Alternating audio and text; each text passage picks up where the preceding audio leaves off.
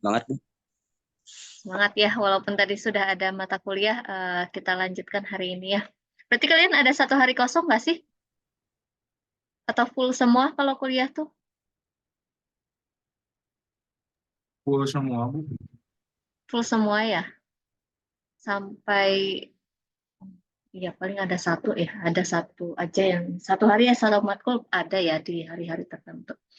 Oke, hari ini kita akan menyimak menyimak pemaparan tugas kelompok dari eh, Kang Raffialdi Faturrahman dan juga Kang Rama Anggara sekarang tentang pencemaran lingkungan. Nanti berarti minggu depan sudah terakhir ya, terakhir kelompoknya Kang Dadan sama siapa Kang Dadan? Sama Pak Kang Agus, Bu. Agus Oh, oh iya, sama Kang Agus ya. Oke, kalau misalkan nanti ada materi yang diperbaharui, dikirim lagi aja ya. Tapi kalau misalkan tidak ada yang diperbaharui, kemarin kan sudah kirim ya yang Kang Dadan ya.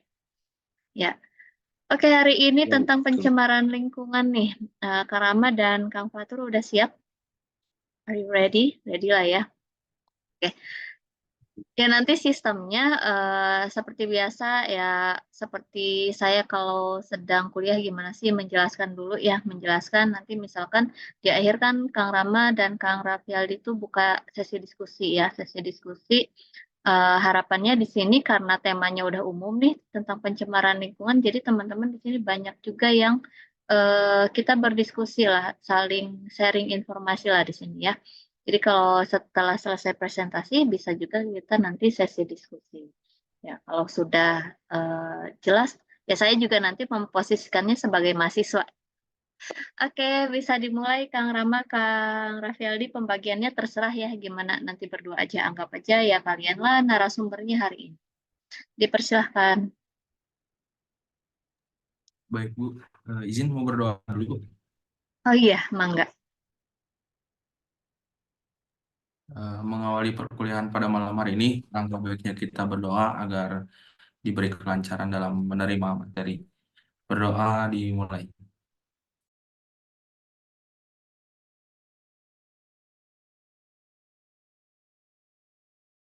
Berdoa dicukupkan. Baik. Assalamualaikum warahmatullahi wabarakatuh. Malam ini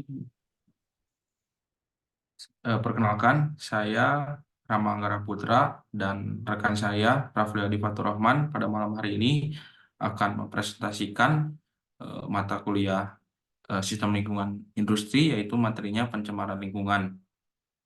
Di mana pencemaran lingkungan ini eh, sangat eh, vital gitu di lingkungan kita, terutama kita gitu para pekerja di perusahaan-perusahaan kita tuh eh, sebagai gimana sih gitu untuk pencemaran lingkungan itu sudah baik apa belum gitu.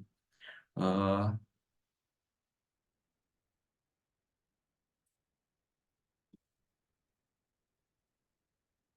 di sini ada pengertian pencemaran lingkungan menurut Undang-Undang Nomor 32 Tahun 2009 tentang Pelindungan dan Pengelolaan Lingkungan Hidup.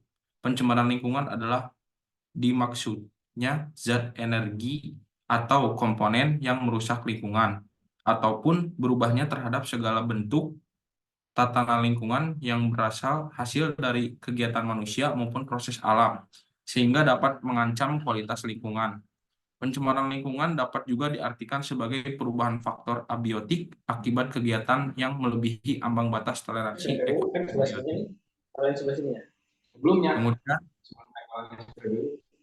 penyebab pencemaran dari bawah sebelah kiri kan tadi. Bukan atau degradable itu penyebab pencemaran yang dapat diuraikan kembali atau dapat diturunkan tingkat bahayanya ke tingkat yang dapat diterima oleh proses alam. Yaitu contohnya kotoran manusia, karena bisa dirubah menjadi gas. Begitu juga dengan hewan dan sisa tumbuhan yang mati. Kemudian ada penyebab pencemaran lingkungan non-degradable, yaitu polutan yang tidak dapat diuraikan secara alami karena bentuk unsurnya yang terlalu kompleks. Contohnya limbah berbahaya dan beracun atau limbah B3, merkuri, timah hitam, arsenik, dan lain-lain. Kemudian ada jenis pencemaran lingkungan. Fenomena pencemaran lingkungan disebabkan oleh beragam faktor secara alami atau pengaruh lain. Namun faktor terbesarnya adalah peningkatan aktivitas manusia. Pencemaran lingkungan dapat dibagi menjadi 5 jenis pencemaran yang sering kita alami. Di antaranya yaitu pencemaran udara. Yang pertama ada pencemaran udara. Fenomena pencemaran udara terjadi ketika zat polutan dan penyebab pencemaran berupa gas bercampur dengan udara yang kita hirup. Jenis pencemaran lingkungan ini paling mudah ditemukan karena sifat gas-gas yang gampang menyebar. Pencemaran udara dapat disebabkan oleh gas dan partikel yang berasal dari asap kendaraan bermotor, limbah asap pabrik dari perindustrian, dan juga asap dari pembakaran limbah rumah tangga. Kemudian, contoh gas dan polutan yang menjadi sumber pencemaran udara. Itu ada karbon monoksida yang dihasilkan dari pembakaran bahan buangan mobil dan mesin yang bila jumlahnya melebihi batas dapat mengganggu pernapasan. Kemudian ada karbon dioksida atau CO2 yang dihasilkan dari pernapasan makhluk hidup, proses pembusukan dari bahan organik, dan pelapukan batuan. Apabila jumlah gas karbon dioksida di atmosfer mengalami peningkatan, dapat meningkatkan suhu bumi yang menyebabkan perubahan iklim. Kemudian ada sulfur dioksida yang dihasilkan dari pabrik dengan bahan bakar belerang dan pembakaran fosil, dan jika bereaksi dengan air hujan akan menimbulkan hujan asam. Kemudian ada klorofluorokarbon yang digunakan sebagai bahan pendingin pada AC dan kulkas. Zat CFC digunakan pada alat penyemprot rambut dan nyamuk. CFC berbahaya karena dapat merusak lapisan ozon atmosfer. Kemudian yang kedua ada pencemaran air. Polusi air dapat disebabkan oleh beberapa jenis pencemaran, yaitu seperti membuang limbah industri, sisa insektisida, dan pembuangan sampah domestik, misalnya sisa deterjen, karena dapat mencemari air. Buangan industri seperti PB, HG, Ging, dan CO dapat akumulasi dan bersifat racun. Bila terjadi pencemaran di air, maka terjadi akumulasi zat pencemar pada tubuh organisme air. Sumber pencemaran air lainnya. Akumulasi pencemaran ini semakin meningkat pada organisme pemangsa yang lebih besar. Sumbernya yaitu bahan anorganik, yaitu timbal, arsenik, kadmium, merkuri, kromium, nikel, kalsium, magnesium, dan kobalt. Kemudian ada dari bahan kimia, itu pewarna tekstil, pestisida, dan lain-lain. Kemudian dari bahan organik, ada berbentuk limbah yang dapat diuraikan oleh mikroba yang akan memicu meningkatnya populasi mikroorganisme di dalam air. Kemudian yang terakhir ada cairan berminyak. Dampaknya media penyebaran penyakit, peningkatan alga dan eceng gondok, menurunkan kadar oksigen dalam air hingga mengganggu organisme di perairan, mengganggu pernapasan karena bau yang sangat menyengat. Dan dengan adanya pembuangan limbah mengandung bahan kimia berbahaya dapat merusak lingkungan yang ada di sekitar jika tidak dikelola secara hati-hati, yang dibahas pada buku pencemaran lingkungan. Kemudian ada pencemaran tanah. Pencemaran tanah disebabkan oleh beberapa jenis pencemaran, yaitu seperti membuang sampah-sampah plastik yang sukar hancur, botol, karet sintesis, pecahan kaca, dan kaleng-kaleng. Deterjen yang bersifat non-biodegradable secara alami sulit diuraikan. Zat kimia dari buangan pertanian, misalnya insektisida. Sumber pencemaran tanah lainnya, bahan logam, mangan, besi, aluminium, timbal, merkuri, seng, arsenik, dan lain-lain itu sulit diuraikan. Kemudian ada bahan kimia organik, yaitu pestisida seperti insektisida, herbisida, dan fungisida, deterjen, dan sabun. Kemudian ada bahan pupuk anorganik seperti urea, TSP, amonium sulfat, dan KCl. Kemudian yang terakhir ada zat radioaktif. Dampak dari pencemaran ini dapat berdampak pada pertanian seperti peningkatan salinitas tanah dan penurunan kesuburan tanah, dan bisa mengakibatkan bencana alam seperti tanah longsor dan erosi hingga penyumbatan saluran air. Kemudian ada pencemaran suara yang akan dijelaskan oleh Kang Rafli. Kang Rafli, dipersilakan. Lalu kemudian ada pencemaran suara. Polusi suara disebabkan oleh suara bising kendaraan bermotor, kapal terbang, deru mesin pabrik, radio atau tape recorder yang berbunyi keras, sehingga mengganggu pendengaran. Pernah ada kasus warga yang merasa terganggu dengan suara mesin boiler milik pabrik kelapa sawit. Setiap hari mereka tidak bisa tidur nyenyak, terutama pada anak-anak karena bising dari mesin itu menurut WHO. Tingkat pencemarannya didasarkan pada kadar zat pencemar dan waktu lamanya kontak.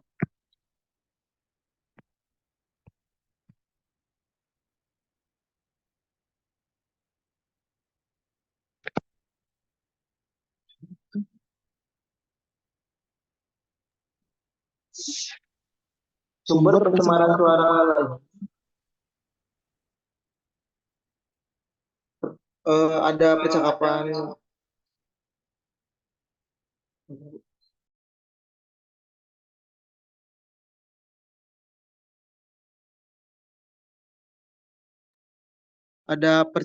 pelan 20-30 dB, radio 50-6 dB, mesin pemotong rumput 60-80 dB, lalu lintas 60-90 dB, truk 90-100 dB, kendaraan bermotor 105 dB, pesawat terbang 90-100 dB, musik atau beat musik 120 dB, mesin jet 140 dB, lalu roket di 140-179 dB.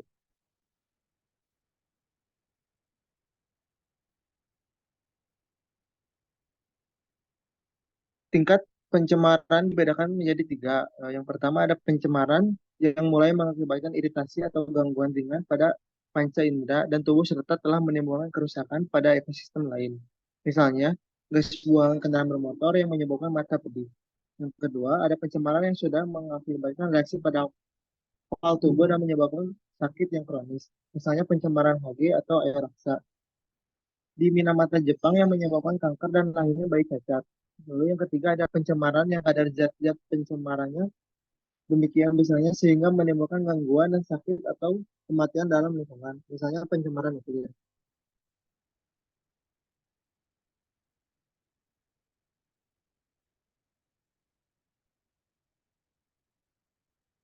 Adapun contoh kasus pencemaran lingkungan. Kasus pencemaran merkuri terbesar terjadi di Teluk Minamata, Jepang.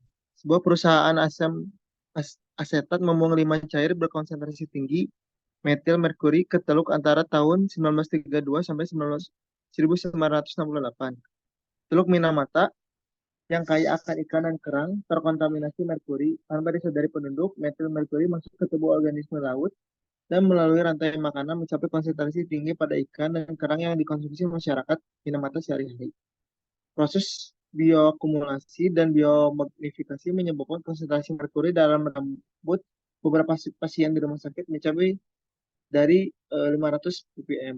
Akibatnya, setidaknya 50.000 orang terdampak dan lebih dari 2.000 kasus penyakit Minamata terkonfirmasi. Penyakit ini menyebabkan gangguan saraf, kelumpuhan, kehilangan indera perasa, bicara ngawur, dan banyak kematian.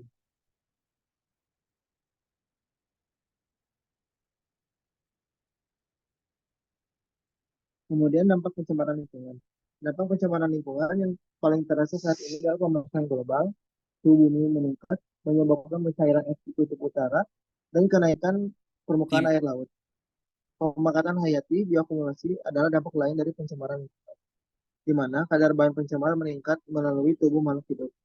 Proses ini dimulai ketika bahan pencemar dan air menempel pada alga, yang kemudian dimakan ikan kecil. Ikan kecil ini dimakan oleh ikan besar, yang akhirnya dimakan oleh manusia. Contohnya, perairan yang tercemar mengakibatkan laga terkontaminasi bahan pencemar. Ketika alga dimakan ikan kecil, bahan pencemar pindah ke ikan kecil, lalu ikan besar yang memakannya, dan akhirnya ke manusia yang mengonsumsi ikan besar tersebut. Ini bisa menyebabkan keracunan atau bahkan kematian pada manusia. George Tyler Miller dalam bukunya Living in the Environment menjelaskan bahwa pencemaran lingkungan berdampak pada kehidupan dalam enam tingkatan.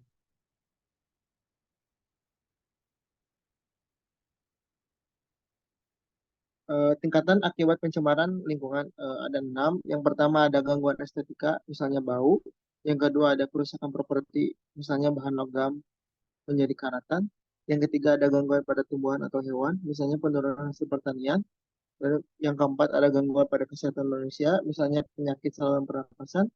Yang kelima ada kerusakan secara genetik dan reproduksi manusia. Lalu yang keenam ada gangguan pada ekosistem secara luas, misalnya perubahan iklim global.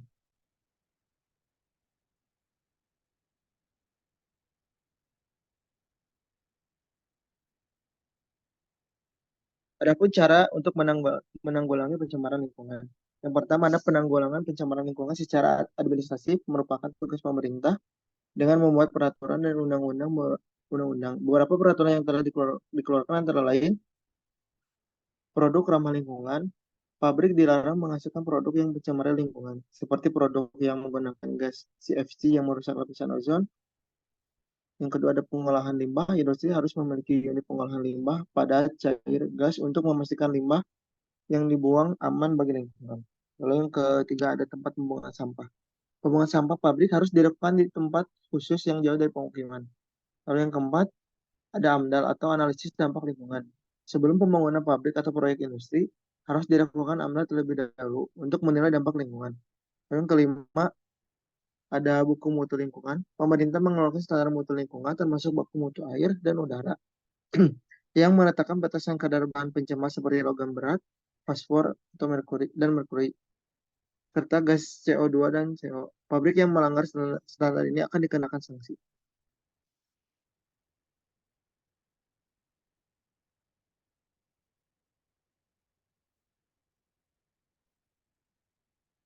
Lalu ada cara kedua, yaitu penanggulangan secara teknologi. Penanggulangan pencemaran lingkungan secara teknologis, misalnya menggunakan peralatan untuk mengolah sampah atau limbah. Di Surabaya, terdapat suatu tempat pembakaran akhir sampah dengan suhu yang sangat tinggi sehingga tidak membuang asap. Tempat tersebut dinamakan insinerator. Lalu yang ketiga ada penanggulangan secara edukatif. Penangkalan pencemaran secara edukatif dilakukan melalui jalur pendidikan baik formal maupun non-formal. Melalui pendidikan formal, di sekolah dimasukkan pengetahuan tentang lingkungan hidup, ke dalam mata pelajaran yang terkait, misalnya IPA dan pendidikan agama. Melalui jalur pendidikan non formal, dilakukan penyuluhan kepada masyarakat tentang pentingnya pelestarian lingkungan dan pencegahan serta penanggulangan pencemaran lingkungan.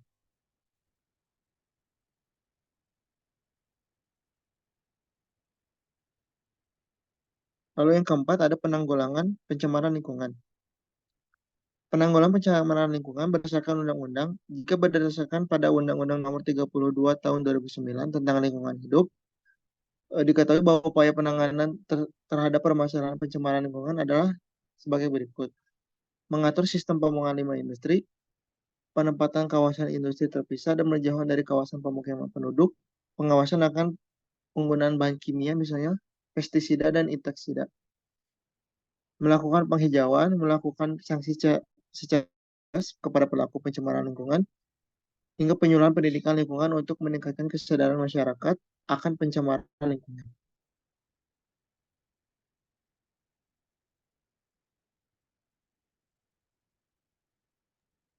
Baik, mungkin itu materi tentang pencemaran lingkungan yang dapat kami sampaikan. Mungkin bagi teman-teman ada yang belum jelas, bisa sharing.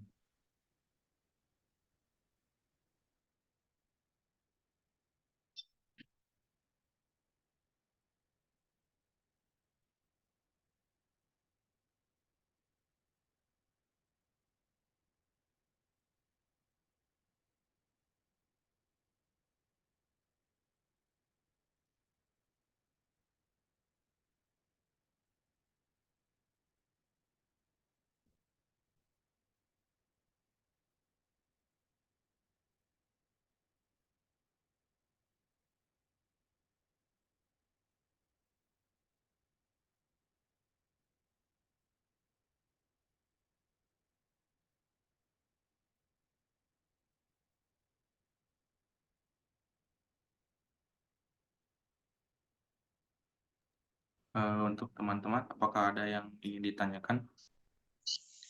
Boleh Kang, boleh bertanya Kang? Iya Pak, silakan Pak. Ini Kang, mengenai masalah lingkungan Kang. sekarang kan masyarakat di lingkungan kebanyakan ya seperti sampah gitu kan, seperti apalah gitu, menyebabkan terjadinya banjir Kang ya, di mana aja gitulah membuangnya gitu. Terus bagaimana Kang caranya supaya masyarakat itu sadar gitu akan peduli akan lingkungan lah gitu. Caranya itu gimana, apakah harus lewat eh, ya yang berhubungan dengan apa desa atau gimana gitu Kang? Tolong dijelaskan itu aja Kang. Baik Pak Dadan, terima kasih atas pertanyaannya. Izin menjawab. Kalau pendapat saya gitu Pak, karena memang sudah menjadi kebiasaan gitu Pak di kita itu mencemari lingkungan, seperti misalnya yang tadi disampaikan, membuang sampah sembarangan sehingga mengakibatkan banjir. Nah, eh, memang betul harus ada kesadaran gitu. Nah, dimulai dari diri kita sendiri Pak. Misalnya terhadap misalnya lingkungan kita, keluarga kita, misalnya adik kita atau anak-anak kita itu harus diajarkan seperti membuang sampah tuh pada tempatnya, dan sampah pun kan terbagi-bagi gitu. Harus dipilah. Kemudian kalau menurut pandangan saya tuh eh, kurangnya penegakan hukum tentang pembuangan sampah seperti di negara-negara maju sekarang, misalnya membuang sampah eh, sembarangan didenda. Nah, itu kan membuat efek jera gitu, Pak, terhadap masyarakat itu sendiri, gitu. Padahal di sisi lain itu sebetulnya denda itu tuh bukan eh, memang apa tentang uang aja gitu. Padahal untuk eh, ekosistem lingkungan, supaya lingkungan itu tetap terjaga gitu, Pak. Mungkin dari saya itu, barangkali ada dari rekan-rekan yang ingin menambahkan.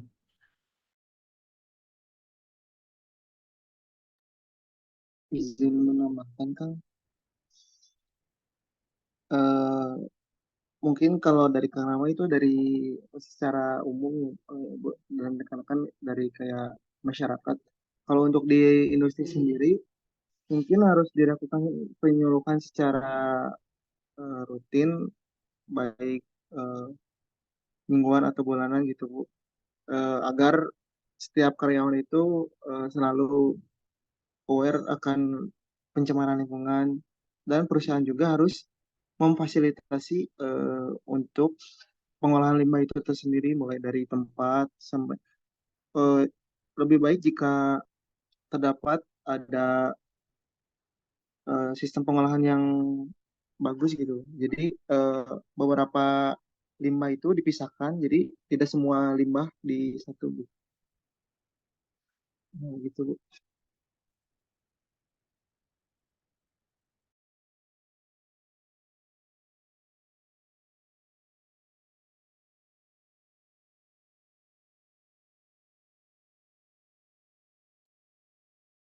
Ya, gimana Kang Dadan, udah jelas? Ya Bu. Eh, untuk perangkat desa apakah bisa dilibatkan atau gimana Kang? Seperti apa penyuluhan untuk masyarakatnya, apakah dilibatkan seperti ya minimal lah bupati gitu kan, wali kota atau gimana, atau seperti apa desa atau lurah lah gitu. Gimana Kang? Apakah ada penyuluhan dari sana untuk masyarakat? Terima kasih. Izin menjawab Bu, seharusnya ada ya kalau untuk hal-hal seperti itu, karena kalau di daerah saya tuh ada namanya Gober. Gober itu diawasi oleh perangkat desa. Jadi setiap seminggu sekali atau sebulan beberapa kali itu ada beberapa orang gitu bersih-bersih, mulai dari selokan setiap jalan atau rumput-rumput liar gitu, sampai pembersihan selokan yang pinggir-pinggir jalan yang biasanya banjir, untuk pembersihan kayak gitu. Bahkan di lingkungan saya itu sekarang ada rumah magot namanya. Jadi limbah-limbah organik itu dipisahkan lalu dibawa ke rumah magot itu untuk dibudidayakan magotnya gitu. Jadi perangkat desa itu harus ya, sekarang sepertinya udah ikut terlibat gitu Pak untuk perangkat desa. Terima kasih. Siap. Betul Kang. Ya Bu, jelas Bu. Terima kasih.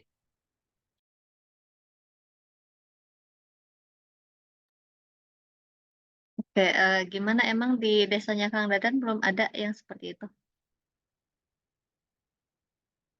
Di desa saya udah sih udah ada seperti ya sama seperti barusan ada gober gitu.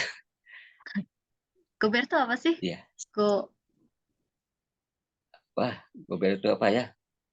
Gojek gitu. Atau go apa Bu? bersih-bersih Go Kalau saya ini apa baru Kang? Hah? Iya, iya, iya, go bersih-bersih kayaknya. Go Kurang tahu bersih-bersih. juga di singkatannya. Iya. Inspired by Gojek kayaknya. oh, Oke. Kalau misal masalah pencemaran lingkungan memang rumit ya. Terdengar simpel tapi rumit sebetulnya karena memang tadi berasalnya dari kesadaran diri sendiri ya. Tapi apakah kita yang berpendidikan aja tuh apa sudah sadar gitu ya? Apakah sudah tahu gimana sih caranya mengelola sampah minimal tuh mengurangi produksi sampahnya gitu ya sehingga tidak terjadi pencemaran lingkungan. Nah, kita kadang aja buang selain fasilitas ya, selain misalkan kalau tidak ada fasilitas kan biasanya cuma ada satu tempat sampah misalnya, ada satu tempat sampah. Kita paham harus memisahkan sampah mana yang organik, mana anorganik, mana yang berbahaya gitu ya. Tapi kalau tidak ada fasilitas ya mau gimana gitu ya. Jadi saling terhubung satu sama lain lah. Selain dari pengetahuan individual, juga ada peran pemerintah, ada juga peran fasilitas di situ. Jadi kita harus sama-sama lah. Jangankan untuk yang di umum, di rumah aja deh. Apakah kita sudah menyediakan tempat sampah yang berbeda? Kayaknya masih nyampur ya, sampah dapur sama sampah kamar gitu. Kayaknya masih campur dan itu memang kalau misalkan dicampur akan lebih sulit lagi dalam pencegahan pencemaran lingkungan. Ya, gitu. Oke, yang lain ada lagi yang ingin ditanyakan atau didiskusikan?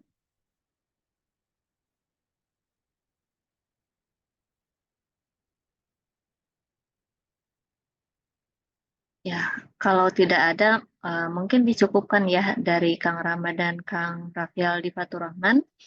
Insya Allah nanti minggu depan juga kalau tidak ada halangan kita akan Zoom lagi ya. Kita akan Zoom lagi. Terima kasih ya Kang Rama dan Kang Raffialdi. Di sini saya akan menjelaskan dulu ya untuk proyek akhir ya. Ingin menjelaskan dulu untuk proyek akhir sebentar. Kalau sebetulnya saya ingin menjelaskannya dari pertemuan yang Green Manufacture tuh siapa tuh yang tugasnya Green Manufacture tuh? Ya, dari sini Green Manufacture. Jadi nanti untuk tugas kelompoknya, tugas yang di akhirnya itu sebentar saya siapkan dulu. Oh, ini masih analisa keputusan sistem lingkungan industri. Saya lihat dulu RPS-nya ya.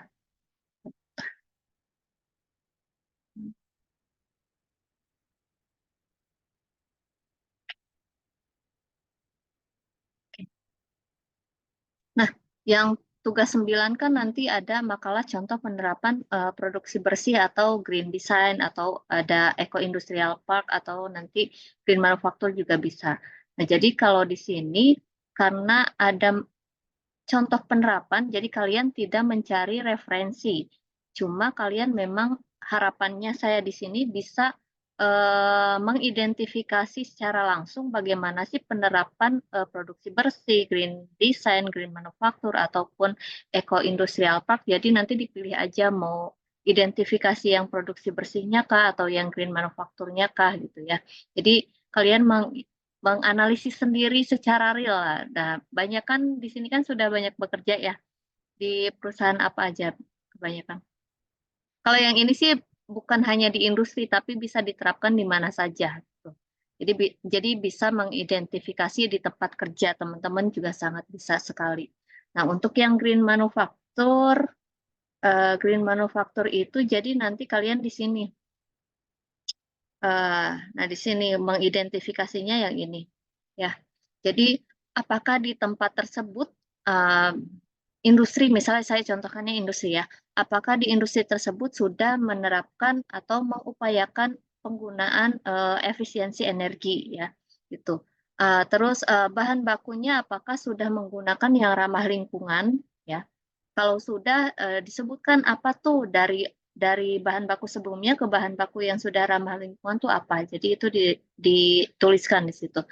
Lalu pengurangan emisi dan polusi. Nah, apakah sudah ada upaya untuk mengurangi emisi dan juga polusi yang dihasilkan?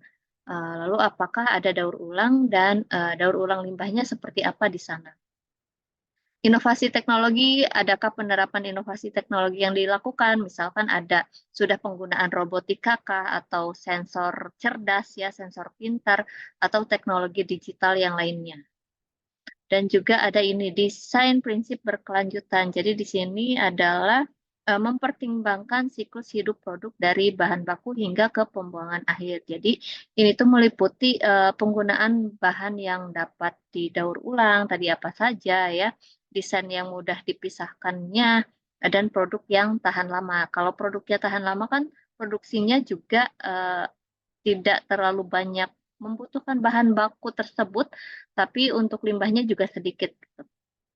Lalu apakah sudah menerapkan standar-standar ataukah sudah ada sertifikasi di industri tersebut? Misalkan sudah menerapkan standar ISO 14001 untuk lingkungan misalnya, ataukah sudah menerapkan sistem manajemen standar industri hijau. Nah, itu kalau belum ada pun ya tuliskan saja belum ada, namanya juga mengidentifikasi ya. Jadi tidak perlu diharapkan semuanya ada.